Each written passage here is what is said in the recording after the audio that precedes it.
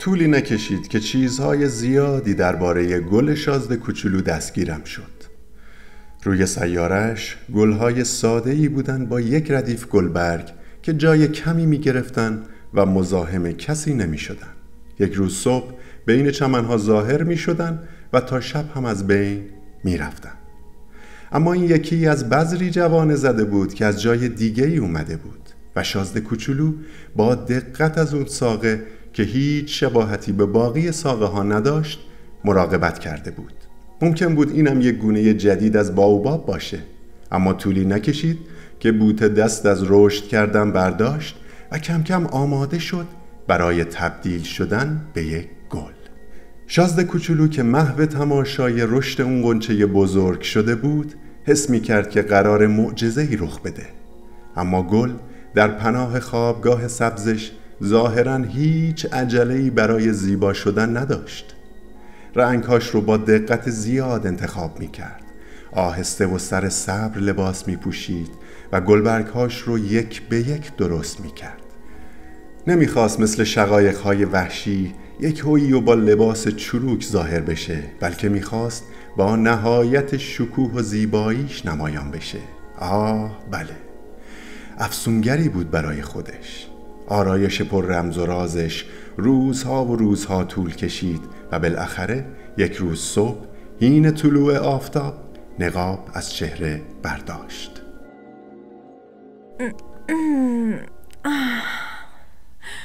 تازه همین الان بیدار شدم. میبخشید، سر و وضعم نامرتبه. وای، تو چقدر قشنگی. چرا که نه؟ ناسلامتی همزمان با آفتاب به دنیا اومدم. شازده کوچولو حدس زد که اون گل بویی از تواضع نبرده، اما واقعاً چقدر هیجان انگیز بود. فکر کنم وقت صبحانه است. میشه لطفاً یه فکری براش بکنی؟ و شازده کوچولو که پاک آشفته شده بود یک آب پاش آب خنک پیدا کرد و مشغول شد. با این حساب اون گل زیبا هنوز از راه نرسیده با اون خودپسندیش که کم و بیش از ضعفش آب میخورد کمر به آزار شازده کوچولو بسته بود. مثلا یک روز این حرف زدن درباره 4 تا خار ناقابلش به شازده کوچولو گفته بود: بذار ببرا با اون چنگاله تیزشون بیان جلو. سیاره من ببر نداره، تازه ببر که علف نمیخوره. من که علف نیستم. ببخشید. از ببر ترسی ندارم، اما از سوز بدم میاد. ببینم اینجا محافظ نداری؟ از سوز میترسه؟ برای یه گل بدشانسی بزرگیه. چه گل عجیب و غریبی. شبا باید منو بذاری زیر یه حباب شیشه‌ای. آخه اینجا خیلی سرده. اون جایی که من ازش میام. اما حرفش رو ادامه نداد. آخه به شکل یک بذر ساده به سیاره شازده کوچولو اومده بود. چیزی از باقی دنیاها نمیدونست. از اینکه گذاشته بود مچش رو سر همچین دروغ بچگانه‌ای بگیرن حسابی شرمنده شد. پس 2-3 باری سرفه کرد تا شازده کوچولو رو شرمنده کنه. پس این حباب شیشه‌ای چی شد؟ داشتم میرفتم بیارمش، ولی شما داشتی حرف میزدی. و بعد گل سرخ بیشتر سرفه کرد تا شازده کوچولو رو بیش از قبل شرمنده کنه. طولی نکشید که شازده کوچولو با وجود عشق پاکی که به اون گل داشت بهش بدگمان شد. حرفهای بی سر و تهش رو جدی گرفته بود و بدجور احساس بدبختی می کرد.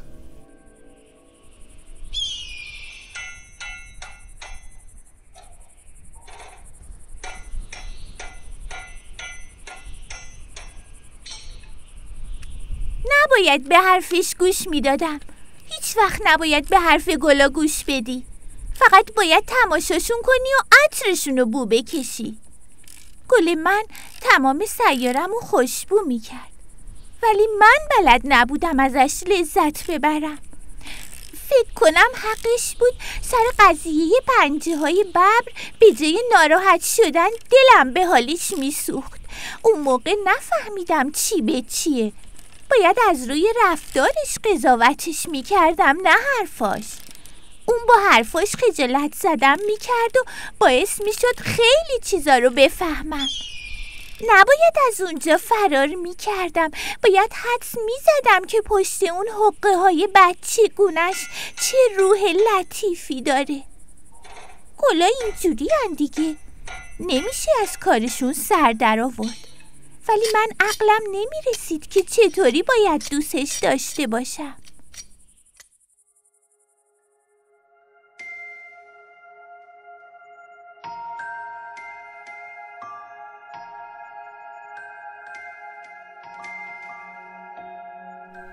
بگمونم شازده کوچولو برای فرار از کوچ دست جمعی پرنده های وحشی استفاده کرد.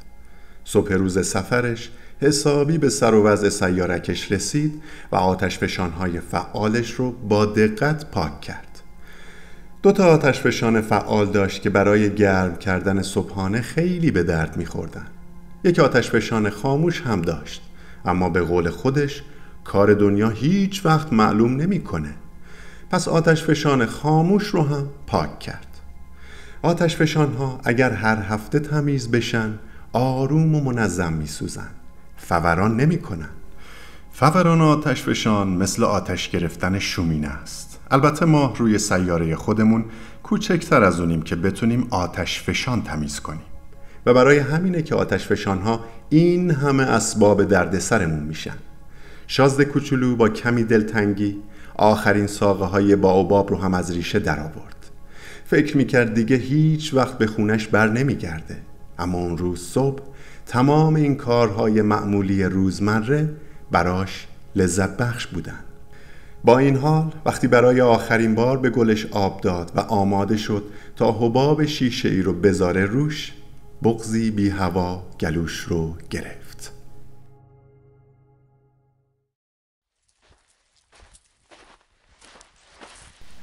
خب خدا حافظ. گفتم خدا حافظ. من احمق بودم، منو ببخش. سعی کن خوشبخت بشی. آره دوستت دارم، تو نمیدونستی و این تقصیر منه. مهم نیست، اما تو هم به اندازه من احمق بودی. سعی کن خوشبخت بشی. اون حبابم بذار کنار، دیگه نمیخوامش. آخه سوز، اونقدرام سرمایی نیستم. هوای خنک شب برای سلامتیم خوبه. ناسلامتی یه گلم. ولی آخه حیوونا، اگه بخوام با شب پرها آشنا بشم چاره ای ندارم جز این که همنشینی 2-3 تا کرم شفیره رو تحمل کنم، وگرنه غیر از اونا کی ممکنه بیاد دیدنم؟ تو که میری به اون دور دورا. در مورد حیوانای درندم از چیزی نمیترسم. ناسلامتی برای خودم پنجه دارم. خب دیگه انقدر لفتش نده، داری اذیتم میکنی. تصمیم گرفتی بری، پس برو. اینها رو گفت چون دلش نمیخواست شازده کوچولو گریش رو ببینه. بله، همچین گل مغروری بود. سیارک شازده کوچولو با چند سیارک دیگه در یک منظومه بودن. بنابراین تصمیم گرفت برای سرگرمی و کسب تجربه سری به اونها بزنه. اولین سیارک محل زندگی پادشاهی بود که با شنل ارغوانی از پوست سمور روی تخت ساده و در عین حال شاهانه‌ای نشسته بود. خب اینم از رعیت. چطور ممکنه منو بشناسه؟ اون که قبلا منو ندیده. طفلک نمیدونست که دنیا برای پادشاه ها به شکل عجیبی ساده شده و تمام آدم ها یک مشت رعیتن. خب بیا جلو تا بهتر ببینیمت رعیت. خستم، میخوام بشینم. ولی شنل این آقا تمام سیاره رو گرفته. ای بابا، خمیازه کشیدن در محضر پادشاه از نزاکت به دوره. این کارو برات قدغن میکنیم. آخه دست خودم نیست، راه زیادی اومدم، چشم رو هم نذاشتم. پس بهت دستور میدیم که خمیازه بکشی. سالهاست خمیازه کشیدن کسی رو ندیدیم، برامون تازگی داره. به جام دیگه خمیازه بکش، این یه دستوره. آخه اینجوری هول میکنم، نمیتونم. پس بهت دستور میدیم که گاهی خمیازه بکشی و گاهی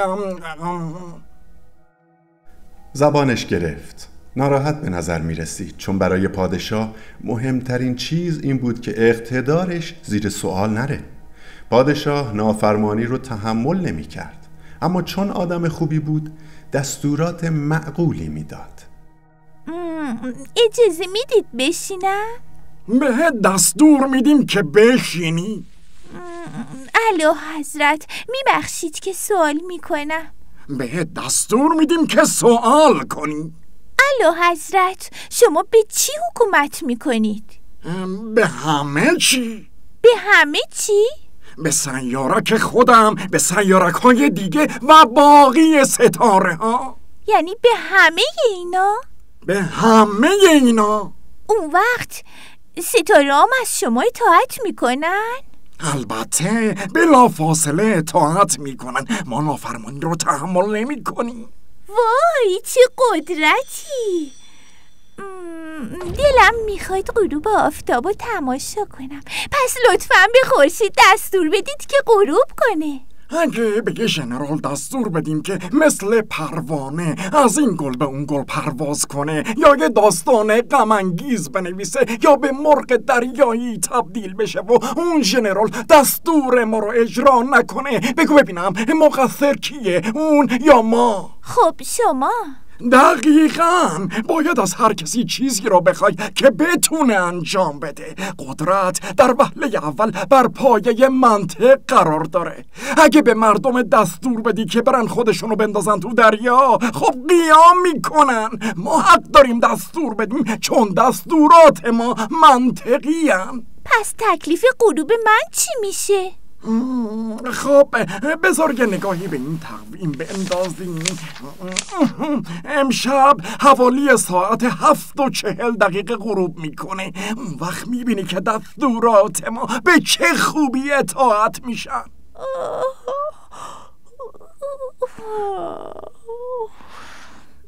حوصلم سر رفت دیگه، اینجا کاری ندارم، باید برم. نرو تو را وزیر میکنیم. وزیر چی؟ وزیر دادگستری. ولی اینجا کسی نیست که قضاوتش کنیم. کسی چه میدونه؟ هنوز دور مملکتمون نچرخیدیم، خیلی پیر شدیم، جایی برای کالسکه نداریم و راه رفتنم خستمون میکنه. آهان، ولی من قبلا نگاه کردم، اون طرفم کسی نیست. پس خودتو قضاوت کن، این سخت‌ترین کار ممکنه. قضاوت کردن خودت خیلی سخت‌تر از قضاوت کردن دیگرانه. اگر بتونی خودت رو خوب قضاوت کنی، واقعا آدم دانایی هستی. هر جای دیگه هم میتونم خودم رو قضاوت کنم، لازم نیست که حتما اینجا بمونم. اگه اشتباه نکنیم یه جایی روی سیارکمون یه موش پیر هست. شبا صداشو میشنافیم. میتونی اون موش پیر رو قضاوت کنی. اصلا میتونی هر از گاه به مرگ محکومش کنی. اینطوری زندگی اون به عدالت تو بستگی داره.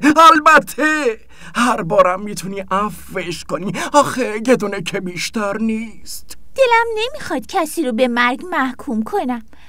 فکر کنم بهتره دیگه برم. نه، اگه اعلی حضرت مایلن که دستوراتشون اطاعت بشه، میتونن یه دستور منطقی بدن. مثلا میتونن دستور بدن که تا 1 دقیقه دیگه برم. به نظرم شرایطش مهیاست. پس تو را سفیر میکنیم. این آدم بزرگم که چقدر عجیبن. سیاره دوم محل زندگی یک آدم خودشیفته بود. با خدا نکشدت، تو اینجا چی کار میکنی؟ بیا، اینم یه ستایشگر دیگه. آخه از نظر آدم‌های خودشیفته باقی مردم فقط یک مش ستایشگرن. سلام، چه کلاه با مزه‌ای دارید. برای ادای احترامه، برای وقتی که ستایشگرام تشویقم میکنن. اما متاسفانه گذر کسی به اینجا نمیافته جونم. واقعا؟ کف بزن ده، کف بزن دیگه. بلا سپاسگزارم، تشکر میکنم ممنونم. این یکی از اون پادشاه بهتره. پس خندید و دوباره کف زد. خودشیفته هم دوباره با برداشتن کلاهش ادای احترام کرد. بعد از 5 دقیقه شازده کوچولو از این بازی تکراری خسته شد.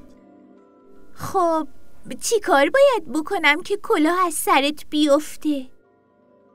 اما خودشیفته حرفش رو نشنید، چون خودشیفته ها جز تعریف و تمجید چیزی نمیشنون.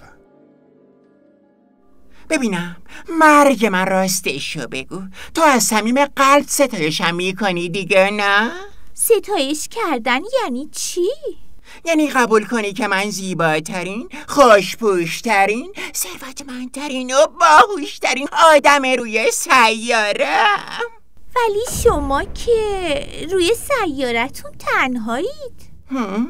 خب حالا به هر حال این لطفو در حقم بکن، ستایشم کن. باشه ستایشت میکنم، ولی فایدهش چیه؟ فایدهش؟ خب معلومه، ستایش. این آدم بزرگم که چقدر عجیبن. در سیاره بعدی دائم الخمر زندگی می کرد که ساکت و آروم جلوی کلی بطری خالی و کلی بطری پر نشسته بود. ملاقات کوتاه بود، اما شازده کوچولو رو در اندوه بزرگی فرو برد.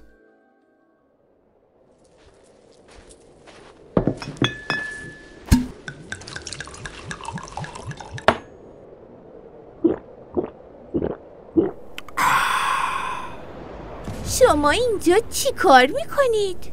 می میزنم. چرا می میزنید؟ تا فراموش کنم. چی رو فراموش کنید؟ شرمندگی رو. شرمندگی از چی؟ شرمندگی از میخواره بودنم. این آدم بزرگم که چقدر عجیبن. سیارک چهارم متعلق به یک تاجر بود. این مرد جوری مشغول بود که با آمدن شازده کوچولو حتی سر بلند نکرد. 13 میکنه 5 57 12. سلام، سیگاریتون خاموش شده. وقت ندارم روشنش کنم. 15 و 92 22 68 26 و 5 31. اوف، میکنه به عبارتی 501,622,731. 500 میلیون چی؟ چی؟ تو که هنوز اینجایی؟ 501 میلیون چه میدونم، کلی کار ریخته سرم. من آدم جدی هستم، برای چرندیات وقت ندارم. 2 5 میشه 7. 500 میلیون چی؟ تو این 54 سالی که روی این سیاره زندگی کردم فقط 3 بار مزاحمم شدن. بار اول 22 سال پیش بود که یه سوسک از یه جای افتاده بود پایین، خدا میدونه از کجا. صدای وحشتناکی میداد که باعث شد 4 بار تو حساب و کتابم اشتباه کنم. بار دوم 11 سال پیش بود که روماتیسمم عود کرده بود. من ورزش نمی کنم، وقت پیاده روی هم ندارم چون آدم جدی هستم. و بار سوم همین الان. خب کجا بودم؟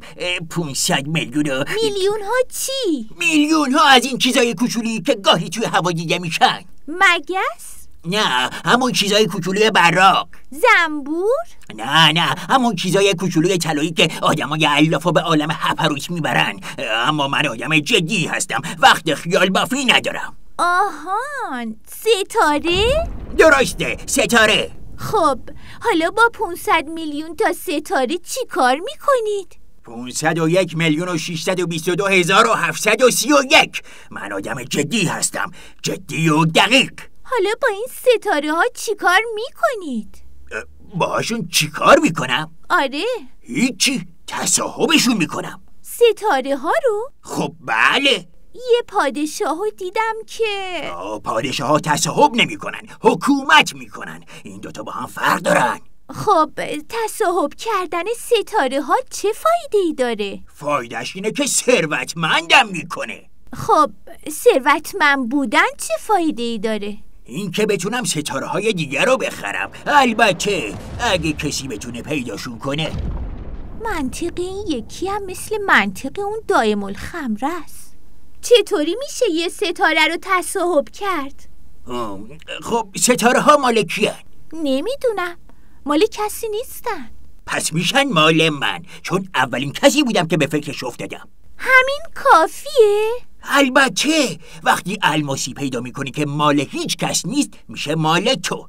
وقتی جزیره‌ای کشف میکنی که مال هیچ کس نیست میشه مال تو. وقتی یه ایده برای اولین بار به ذهنت میرسه ثبتش میکنی و میشه مال تو. منم صاحب ستاره هام، چون قبل از من هیچ کس به فکر نیفتاده بود که صاحبشون بشه. خب باهاشون چی کار میکنید؟ ادارهشون میکنم، میشمرمشون و دوباره میشمرمشون. کار سختیه ولی من آدم جدی هستم. اگه یه شال داشته باشم میتونم بندازم دور گردنم و با خودم ببرمش. اگه صاحب یه گل باشم میتونم بچینم و با خودم ببرمش. ولی شما که نمیتونید ستاره ها رو بچینید. نه ولی میتونم بذارمشون تو بانک. یعنی چی؟ یعنی تعداد ستاره ها روی یه تیکه کاغذ مینویسم، میذارمش توی کشو و قفلش میکنم. همین؟ خب همین کافیه. این کار با مزه است، شاعرانه است، ولی جدی نیست. من یه گل دارم که هر روز آبش میدم. 3 آتش فشان دارم که هر هفته تمیزشون میکنم. اون خاموشرم تمیز میکنم. آخه کار دنیا هیچ وقت معلوم نمیکنه. پس اینکه صاحبشون باشم برای آتش فشانا و گلم یه فایده‌ای داره، ولی شما هیچ فایده‌ای برای ستاره ها ندارید. خب این آدم بزرگم که چقدر عجیبن. ضمن تشکر از همراهی شما میتونید با لایک، کامنت و سابسکرایب شب و داستان رو حمایت کنید.